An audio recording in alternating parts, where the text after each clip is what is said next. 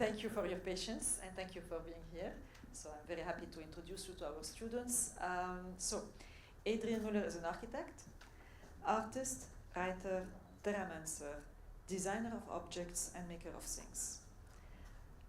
He is an anti-disciplinary architect, artist, and the third generation in lineage of potters, ceramic arts and industry. Adrian was born and raised on the family brick factory in Mount Lebanon, where he grew up surrounded by clay, craft and manufacturing. So, Adrian, I'm very happy you're here. We're going to explain more to our student why you are an anti-architect and all the things you define yourself by. We're very curious, actually. So please, thank you. The floor is yours. Hello, thank you for having me. My presentation today is called Home is Where the Earth Is. I'll use this.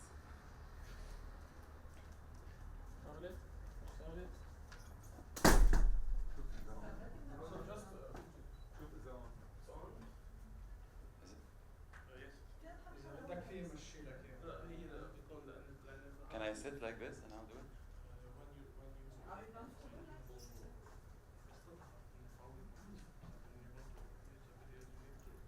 Click back in.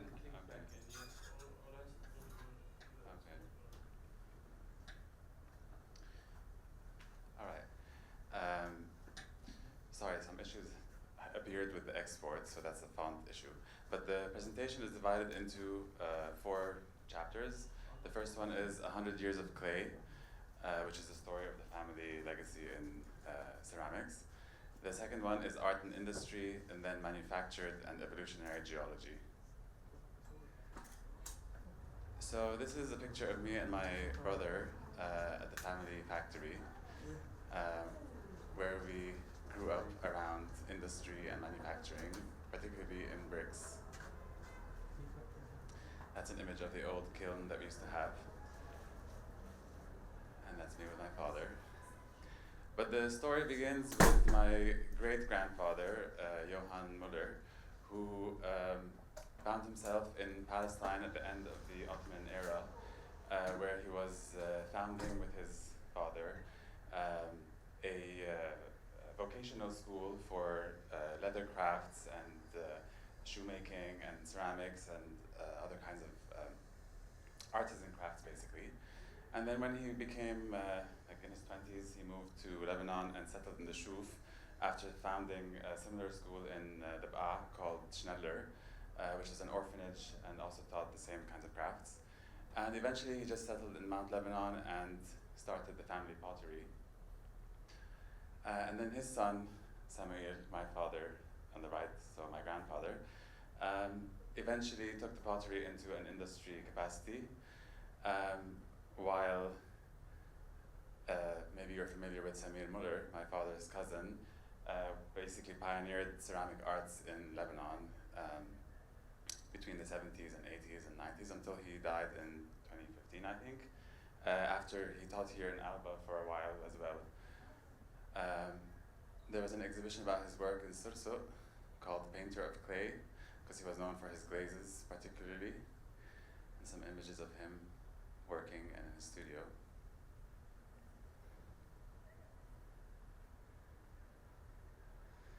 So basically the family story is one of both art and industry. So I'm going to use that lens to show you a bit of the factory and the work we've been doing there recently. So we were the only producers of the iconic Lebanese red tile roof. Right now we're the only terracotta factory in Lebanon. There were a few others, but they all closed down by the end of the Civil War.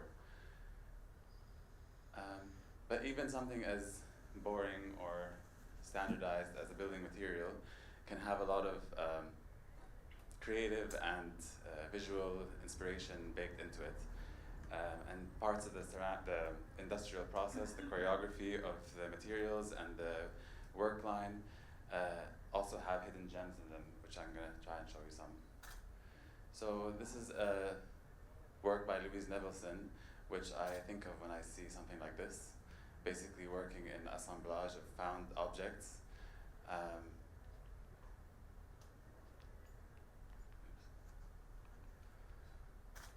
So the assembly of these bricks is also functional, not just aesthetic.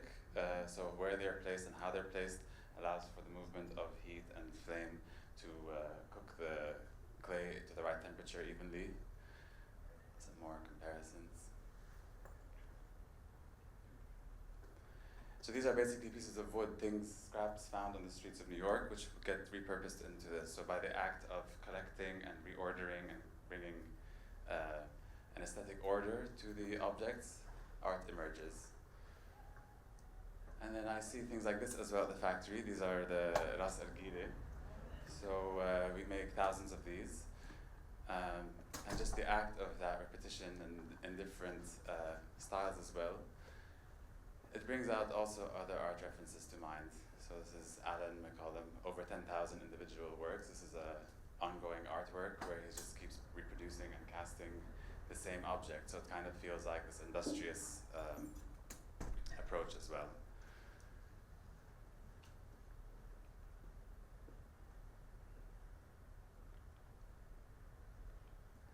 So at the factory, I look a lot at the raw material, and the material itself is basically also,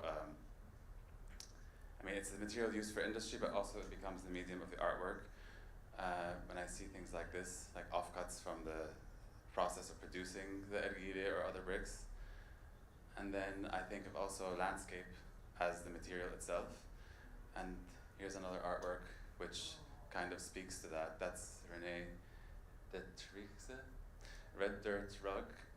Basically, this rug is produced using clay that she refines and processes, and then uses pieces of the soles of shoes to imprint these rugs, these ephemeral pieces, basically to talk about migration and native peoples and their struggles. It reminds me of this scene at the factory, which is also like the remnants of the industrial process, and you can see where the tire tracks have gone over it. So the industrial imprint and the human touch, like the human hand in there as well. So I made some of these pieces using the scraps from the process and pressing them into molds. I call these scrapware. They're basically bowls made from the offcuts. So they're not really waste, because ceramics, before they're fired, can just be recycled back with water. But I was curious to capture the tooling marks and the aesthetic language of the parts of the industry. And then there's some other experiments with clay and different mixes using local clay. Here I'm experimenting with peeling a veneer off to create a kind of tiling system. So the clay that we use is ethically, sustainably sourced, in the sense that we don't go out digging for it. We look for construction sites where they're digging anyway and carting away and throwing it into the river or somewhere else. We basically send in the truck and basically pay for its cart away to the factory versus them paying to throw it away somewhere. Sometimes we have to import foreign clay, like we don't have white clay in Lebanon, so anytime we need to add white clay in the mix, that's an imported mix, because the Lebanese clay is very rich in iron oxide and it's very red. So if it's not red, it's probably not from our land. Here are some experiments I've been doing, recipes for clay plasters and paints, basically. Not successful just yet, but I think it's just a matter of ma'almiya and finding the people who know what the mix is. But the idea is to make natural building materials, or try to see what's possible with more of them. And here are some experiments for glazes as well. And this is a glaze I developed when I was doing my MFA with a friend of mine in class. It's a glaze made from the plasma slag, so the plasma cutter that when it blasts through the steel and leaves those droplets of charred metal, which are waste, basically, supposedly waste. We grind them down and then mix them into a glaze, which produce these interesting effects. So glazes usually are either matte or glossy, or one color or the other. But this glaze turned out to have a mix of all those qualities. So where it's breaking on the round surfaces, it goes yellow and matte, and where it pools, like in the bottom of the plate, you can see it goes like a glossy black. Also, yellow is a very difficult color to produce in glazes, so it was quite surprising that it came out from basically waste. And oxides are usually the most expensive part of the glaze anyway, the thing that gives the pigments. So recently we've started introducing art collaborations into the factory. So this is an image of the kiln being loaded with artwork by Tamar Hadishian. This is for a piece that's now on display in Redesign Beirut at the Abrian factory. So I work with Erin Abrahamian. We have an architecture studio together. We met in AUB and then started working ever since. So part of our work is working with artists to bring their vision into a spatial dimension.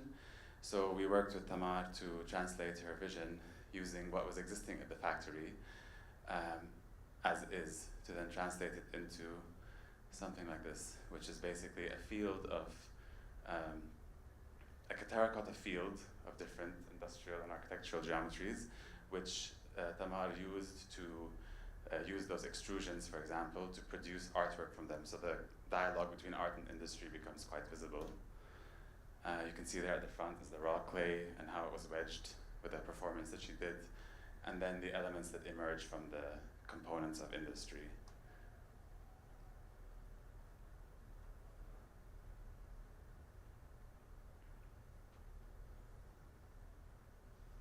These pieces were inspired by different elements, so air, fire, and water, and ether, and obviously earth.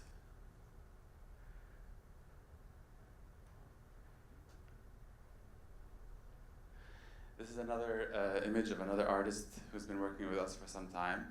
Her name is Dara Nasser. This is an image from the roof of the factory. You can see there the broken bricks, reclaimed bricks, or things that broke in the firing if there was an accident or something collapsed. We can grind all those down and use them back in the ceramic process, not as clay, but as grog or an additive. For this example with Dara, we used some of these pieces and sliced them and prepared them to create a mosaic, like a one-to-one mosaic of a church floor, which was her artwork there. And you can see then, so we created certain patterns in the ground using existing bricks that we've sliced.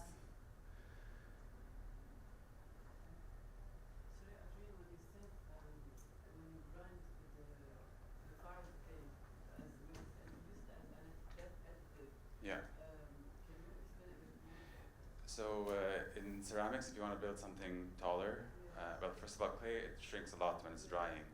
So to mitigate the shrinkage and the cracking, you can add grog, which is basically like aggregate in concrete.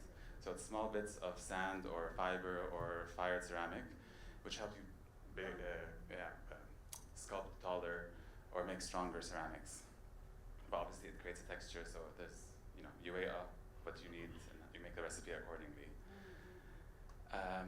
So these are the pieces after they've been prepared. I love the picture because of like the dialogue between the artwork and the fabric and the bricks that were used to produce them. And then this is the piece displayed in Basel earlier this year. It's basically a one-to-one of the church that used to be in South Lebanon, and the floor of the church has been ripped up and taken to France. It's at the Louvre, if you want to go see the floor, because we can't see it here. So yeah, the artist's intention was to revive that and tell the story of something being ripped from the ground, hence the name of the piece, which means a rift. And then that's the number of years, I think, since it was taken from its location.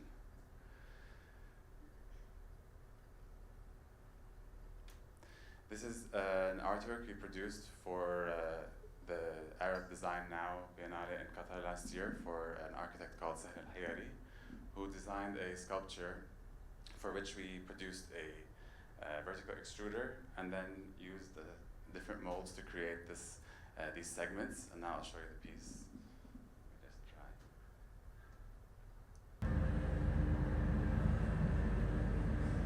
So there were about, I think, 99 pieces in total. stacked into columns, and now you'll see in a minute.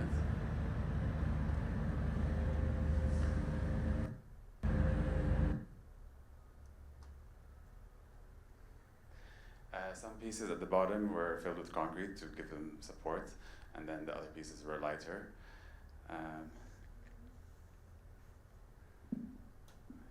That's the sculpture.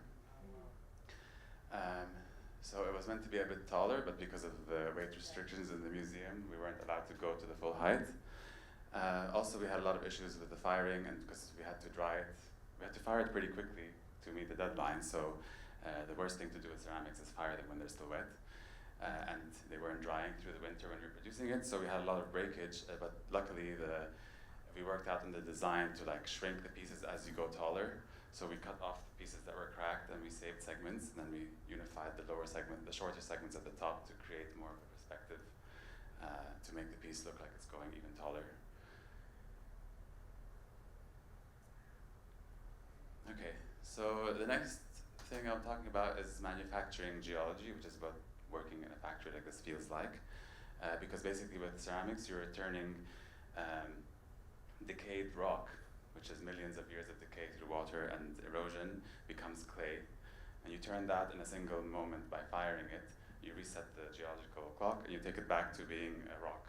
And then it takes another million years to become clay. So this picture I found very telling of that cycle. So you see the raw material, which is shale, a kind of clay stone, and then pieces that were produced but then had defects or broke as we were producing them, but not fired yet. So we throw them back into the mix so you can see the human-made and natural state of the same material, which then become one and the same. So here are some experiments we were producing at the factory with so the aggregate I told you about, the grog, the broken bits of ceramic, we cast them, or we produced a mold with the broken pieces and cast the slip on top of it, and that's how we got the texture of those. So basically just questioning and looking at the earth beneath our feet, what's possible with it. This investigation started actually when Adrian and I had our first project that we were doing here in Lebanon. We started the interior renovation in Dawra. Right at the start of the inhiyar of the lira. So from 1 hour to the next, the price of building materials was changing and the budget just disappeared and it was just a disaster. So we realized how tied we are to supply chains, like you were mentioning, and how weird it is to be getting a piece of tile from across the world when you can make it right here.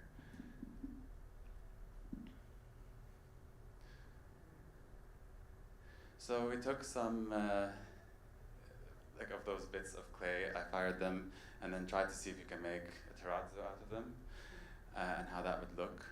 And I find it looks a bit like calligraphy, so as if like the earth is saying something.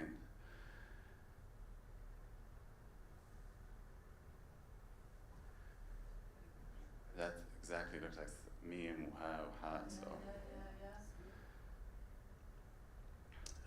The second experiment I'm showing you now, I call it Terradix, which is basically earth root. It's based off of this tile experiment I produced during my MFA, which is basically extrusions of clay rolled into a mold and then glazed with basically a porous tile and different versions of it. So I'm looking here at how to produce pieces that are all unique, as unique as each scoop of earth, basically, even though they're done industrially. So they're done with molds, but each piece is going to come out different because of the way the process is carried out.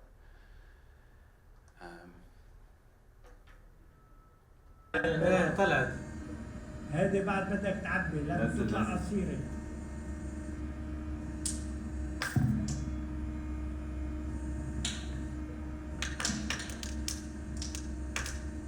بس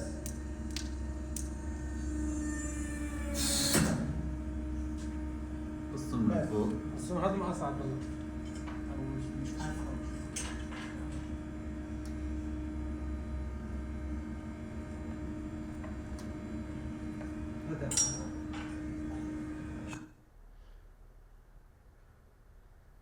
So here we're just using a bucket, and the plan plan is to make different molds for different shapes. But طلعت.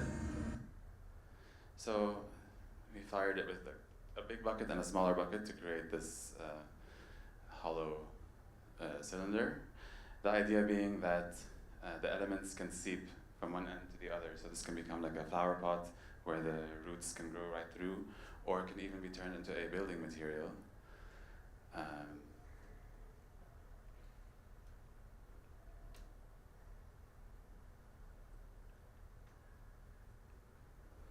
So that's a different version of it, a taller column shape. This is unfired, like fresh out of the mold. And you can see the lower pieces are more compacted because of how we hit it in the mold to get the pieces to fuse together better. And then here's an example of it as a building block, basically a brick. The idea is to create a brick with a lot of surface area that can have nature take over it. And so we produced larger ones. These were also meant to be on display at We Design Beirut, but they exploded in the kiln because they were fired too quickly. But we have plans for it somewhere else.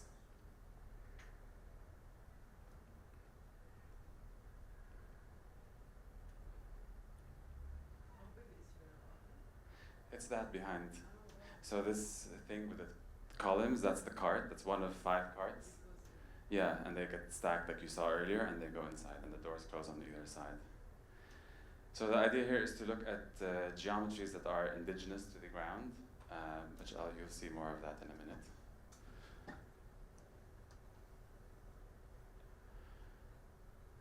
So yeah, that's the kiln. You can see the light at the other end. It's all the way to the end. And then that's those in the drying tunnel. So drying next to the bowls for buza ashta, ashta buza.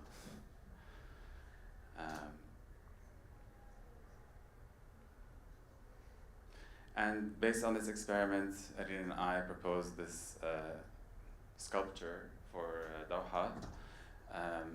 They had an open call for an artwork. And we designed what we call an earth sabil, which is, sabil is a watering point. So on the old pilgrimage routes, they used to have near mosques different watering stations, which are called the sabil. So the idea was to give people a chance to go have a drink of earth, essentially, to connect back to the ground in the middle of a city. So you'd carve out from the ground, from like the manufactured landscape here, you carve out and bring back the raw earth beneath it, and then over time you have it just take over and just grow. This piece is called the Spolilith. It's basically, or not piece, it's investigation. The idea is to create a piece of geology or a rock, like a marble, from spolia. So spolia is architectural remnants, broken bits or ruins, which get reused in buildings. So here I cast in this block of concrete things from that pile of broken bricks that you saw. And I made a few of them. You can see here putting ras al-gire and then roof tiles. And then when you slice it, you get a surprise. And the idea is each slice is unique and you don't know how it's gonna look. So it's basically terrazzo but 3D. Versus laying it flat and casting it flat. Now you basically can create a block as large as you like. My goal is to take this to another scale, like a huge block of stone they cut in quarries, and then have it sliced as massive like wall surfaces or tables or things like that. And the good thing about this is you get to reuse the broken bricks as an aggregate as well, but without the extra energy to grind them to small bits to put them back in ceramics. So we'll still be doing that for the process, but this just opens up a new area of exploration. And then you can see there. So I remembered roughly where I threw them into the thing. Oh yeah. Yeah, I was tempted to just slice the whole thing, but then I'm like, no, you have to finish your totem for We Design Beirut, so don't cut it. But you can see here, this is a long block like the ones that were on the kiln, but it's like taking a section in 3D. So you get a diagonal cut, you get these are from there, that's from the edge outside. These are Ras al-Kile. I don't know what this is. It's something about it is familiar. It just feels like a geological ancient artifact from the future, somehow like that. Yeah.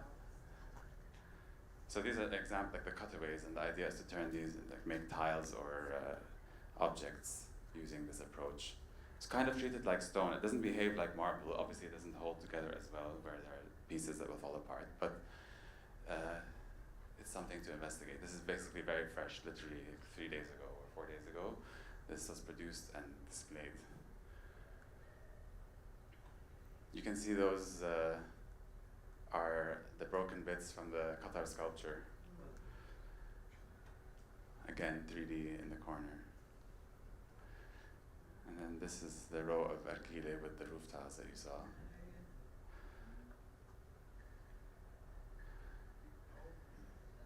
So if you can imagine like a cross section, like an MRI going through the block.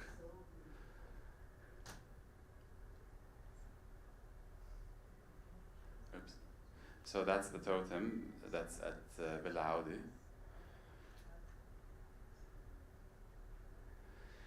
Okay, that was manufacturing geology, and now I'm going to tell you a bit about what I discovered through my MFA work, and I regard it as an evolutionary geology. So I came across this quote, which is the old world is dying, a new world struggles to be born, this is the time of monsters. And basically with my research, I had gone to the US right after everything was going on here, and then ma fi kahraba, go do your masters abroad, do kullu hek. So I left, and the only question on my mind were fragments and also the end of our resources. So the question of water and earth being the most important ones. But before I tell you where that took me, the first project I produced was called Quantumware, and it's basically, these are images of my ceramic investigation. This is just a few of them, there's thousands more. Some close-ups. So one of my advisors was an evolutionary biologist and talking to me about ceramics and product design, so the conversation was pretty interesting. It took us to the concept of emergent properties. So in evolution, certain things emerge, certain properties emerge, like sight or symmetry or whatever. And the idea was to discover what will emerge from clay. So I had grown up around red terracotta, just bricks, and never seen glaze before. So after 30 years of that being the only thing, I arrive and see this ceramic facility and uncover different colors of clay and different glazes and oxides and where do they come from and how local is local, and a local Chicago clay is like millions of years old from the Arctic Circle come down. So all of that, I was thinking of that while just producing, and basically an archaeology of clay, and even in the reclaimed bins in the studio, taking pieces from other people's work that were discarded or went bad in the mold and see what comes out of it, and glaze it anyway and see how it turns out. So basically a material library, you can see, which I've been leaning on now with all the future investigations, like that tile and the noodle extrusions.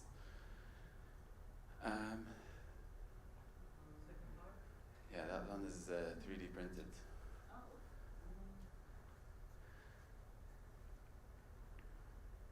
So certain things emerge, like I'm experimenting with slip and pouring the slip out of a ketchup bottle, and then I have extra slip and I fire it and it makes these little shards, and then I use the shards in a different piece, and then the color from one contaminates the other, and then by the end of the semester I had like a whole studio full of pieces. Every scrap was still there, and their critique was, you should learn to edit, and I'm like, this is an editing choice, keeping every single thing to see, like there's nothing disappears in nature, you know, you make it, stays there, you just hide it. So the idea is to show it all and see how it all informs the other. And then I started to realize that I'm looking at things that could be scaleless. So I'm investigating through the lens of the camera in photography and in video to see to look at the material as a landscape in and of itself. So I started zooming in really close. I don't have pictures of that. I'll show you a bit of a video I made in a second. But this is, for example, a type specimen. So in biology, we call a type specimen. This is the first time the thing appears in the, like in nature, let's say. The idea is that these are all following the same DNA at different thicknesses of extrusion, and then you can add to this same series the big extrusions I showed you earlier. So the DNA of extruding clay and forming it into a geometry. Some slip casts and other. So these are the photographs I took to make the pieces look like they're in space or underwater in deep sea, or like microscopic or macroscopic, so it's giving galaxies and also cell level.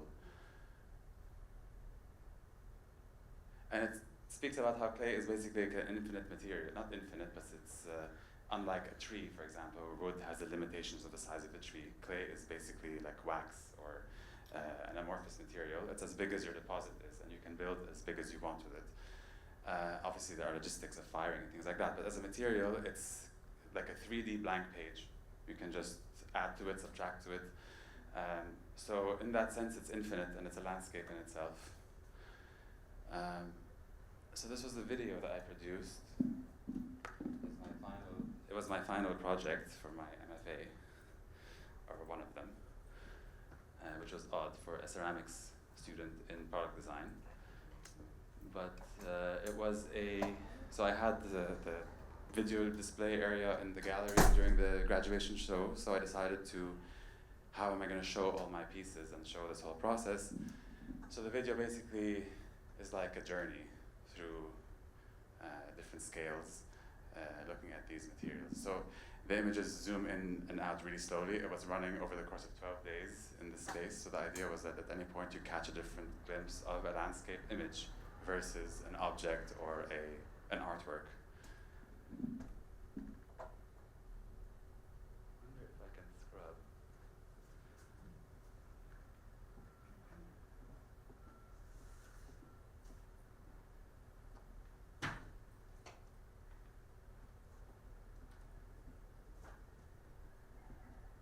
So I'll just take you into the fast-forward experience. So these are pieces that on their own wouldn't really hold as an artwork or as an experiment or whatever, but together they become this different world building, essentially. So yeah, the video goes on like that for a few hours and a few thousand pieces.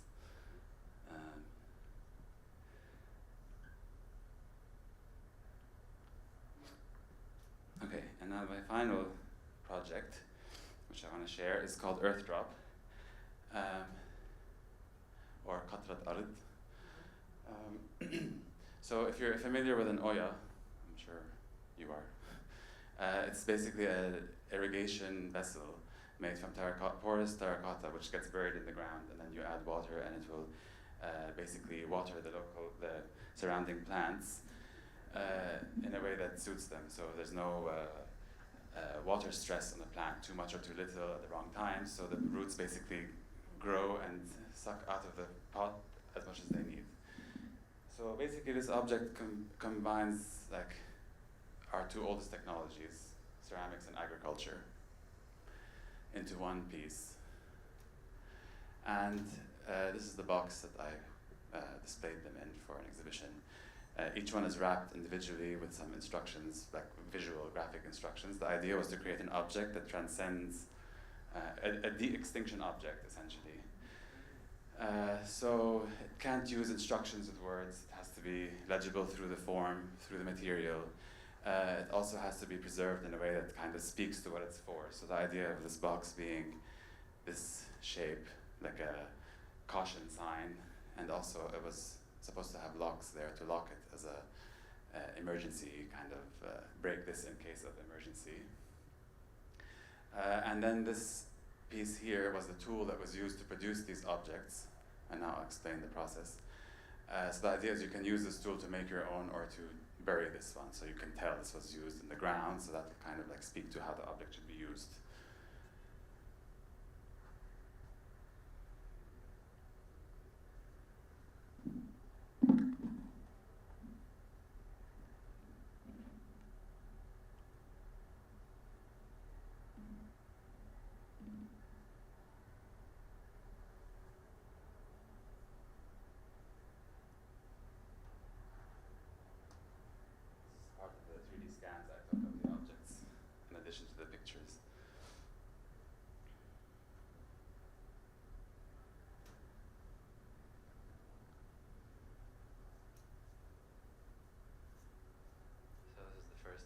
first one that I did, which was bigger.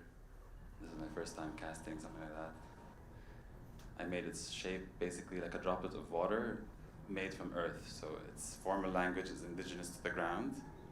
Oh, sorry, I think it's... How do we switch? Yeah.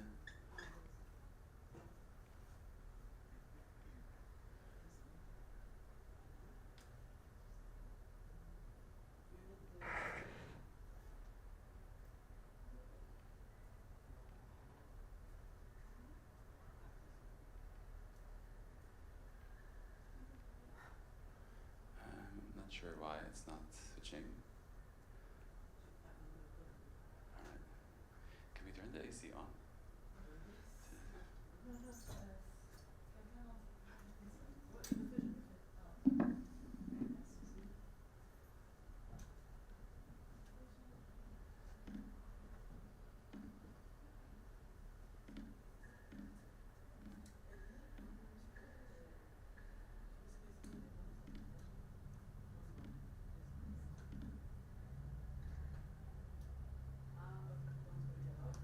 This is the PowerPoint.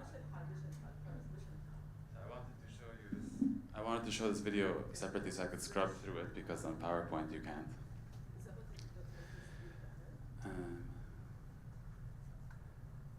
Why did it stop?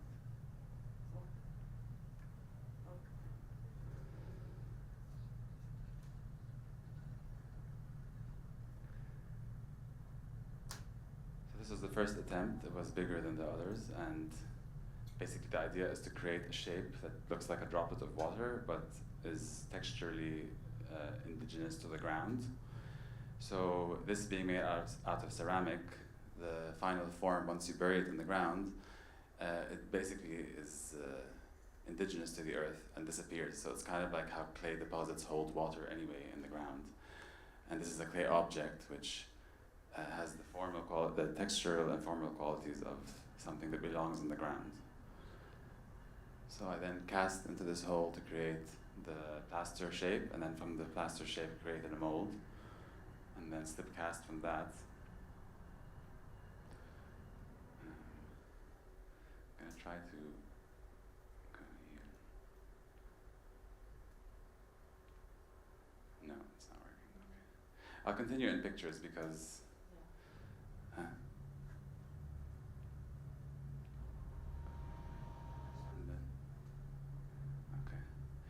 Anyway, so I cast the object, and then we curated a selection of seeds for each object, and probably not as well as we should have. This was me faking it in the art school. But the plan is to then develop this correctly, where each of these earth drops is indigenous to a different terrain or territory, or something as simple as, oh, this is the chef's salad earth drop. It has radish and tomato and I don't know what. Another one could be for deserts. Another one could be like a Levant earth drop, or you based on regions or cuisines or whatever it is, or things, or even better, to be based on seeds that work well together. So, for example, in different indigenous communities, they have this oral knowledge archive of how to plant plants together in a way that they help each other coexist and grow. So for example, the Three Sisters story, which is like you plant corn with beans and squash. So like one grows tall, the corn is the sister with the blonde hair is the corn, and the sister with that wraps around is the beans, and then the squash, which grows low and flat, has wide leaves that protect the roots from the sun and so on. So together these things grow more efficiently and more synergistically and symbiotically with each other. So these are pictures of the mold, which I then painted with different oxides and minerals inside, so that when I cast the clay mix, it can infuse the clay object with more minerals for growth. This is how they come together and then get filled with clay. It's a mix of, it's a special clay mix which has organic matter in it, like sawdust and fibers, that then burn out in the firing and make it more porous.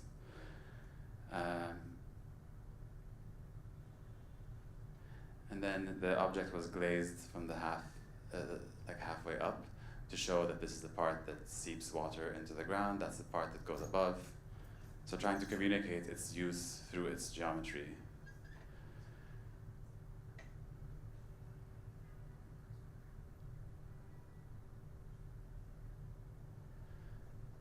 And the idea is that these things can remain dormant for as long as they need to, and then when you need to activate them, and hopefully you don't, but when you do, you add water and then they come to life.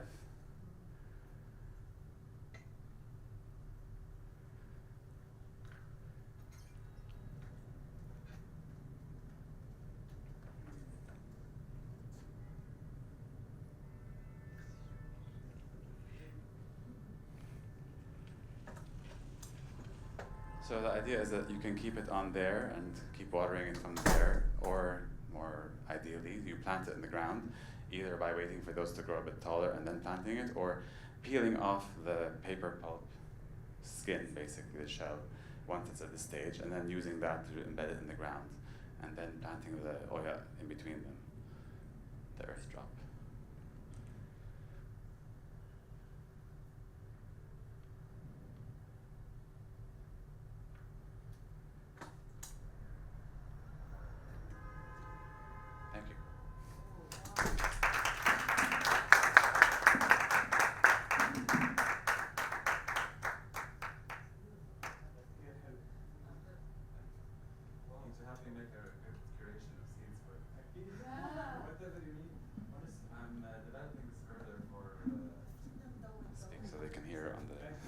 I'm developing this idea further for an upcoming exhibition. The idea is to make them bigger and have each one curated with different seeds, and take it to where it's meant to go. So I'll come to you for some seeds. I wanted to ask, Bassam, I didn't get the last part. How come you're able to grow seed on it, but it has been fired, right? The paper pulp, which has the seeds in it, is added after the firing.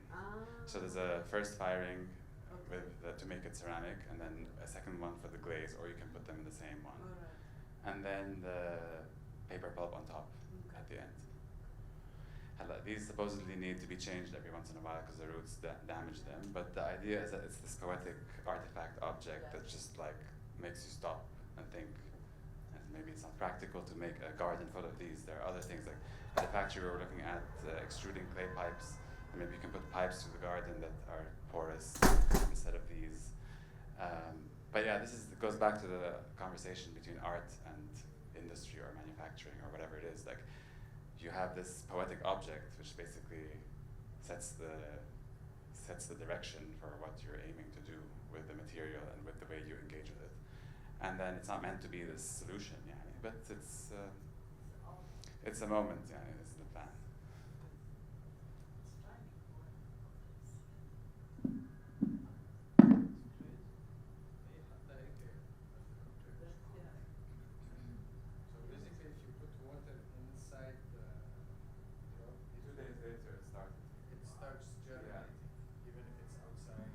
It was just on the table.